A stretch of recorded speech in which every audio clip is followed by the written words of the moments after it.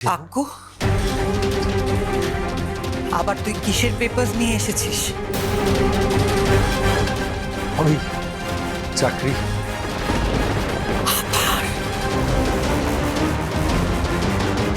আক্কু, তুই কেন এরকম করছিস বলতো না? আমি তোকে এতবার বোঝানোর চেষ্টা করছি, তুই কেন বুঝতে আমিও চাইছিস তো না? তোমাকে অনেকবার বুঝিয়েছি, আলোচনা করেছি, এরপরে তুমি কেন কথা বাড়াচ্ছ? কথা বাড়িয়ে কোনো লাভ নেই।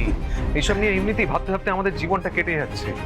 আর ওদিকে বড় বৌদি আর স্যামকে দেখো, ওরা কি সুন্দর জীবনে আনন্দ করছে।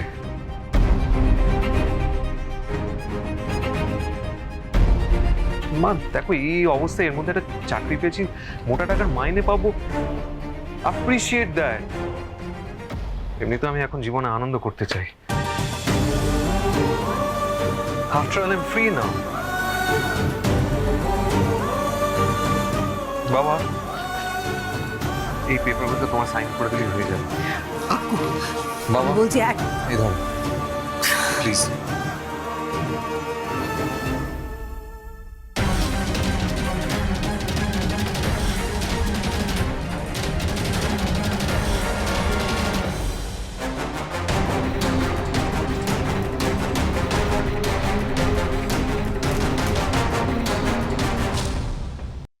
হ্যাঁ না,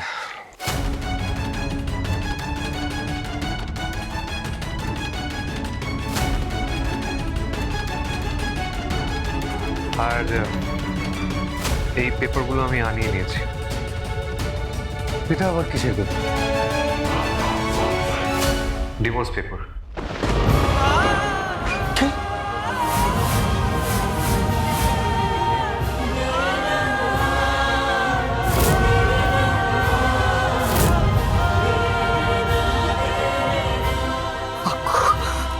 তুই কি বলছিস? তুই আক্কু, এত বড় একটা ডিসিশন এভাবে হুট করে নেওয়া যায় না। হুট করে নেওয়া যায় না?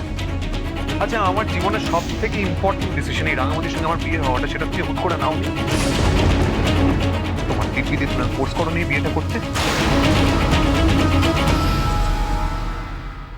যাই হোক, আমি পুরোনো কথায় যেতে চাই না। আজ অব্দি আমি তোমার আর বাবার কোনো কথা অমান্য করিনি।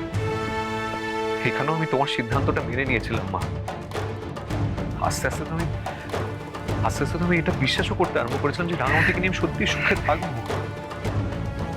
না মা, ওই মেয়েটা তো আমার বিশ্বাসটাই ভেঙে দিল। আমার বিশ্বাসটা নিয়ে খেলে বেরিয়ে চলে গেল। প্যান্ডেলে আজকে যে বিস্ফোরণটা হয়েছিল না মা, সেটাতে না আমার বেঁচে থাকার কথা না, আমার মরে যাওয়ার কথা। কেন বলছিস এইসব কথা? ঠিকই বলছি মা, ঠিকই বলছি। ওই যে ফাঁকা দেয়ালটা দেখছো, ওখানে আমার একটা পোর্ট্রেট ঝোলার কথা। আক্কু, please, আমি কি রাগ ক্ষমা করতে পেরেছি? আমি তো পারছি না ওকে ক্ষমা করতে, কিন্তু তুই অ্যাটলিস্ট ওর অ্যারেস্ট হওয়ার জন্য অপেক্ষা করতে বলছো, তাই তো? হ্যাঁ, আমি তোমার নিজের সন্তান। কোনোদিন তো আমার দিকটা ভেবে দেখছো? তুমি একটাবার আমার দিকটা ভেবে দেখো তো। একটা নিরপরাধ মানুষ, সে অপেক্ষা করে আছে কেন না তার স্ত্রী অ্যারেস্ট হলে তবেই সে ডিভোর্স ফাইল করতে পারবে। রাঙামাটি তীরন্দাজ সোম থেকে রবি প্রতিদিন সন্ধ্যে 7:30টায় স্টার জলসায় ও জিও হটস্টারে।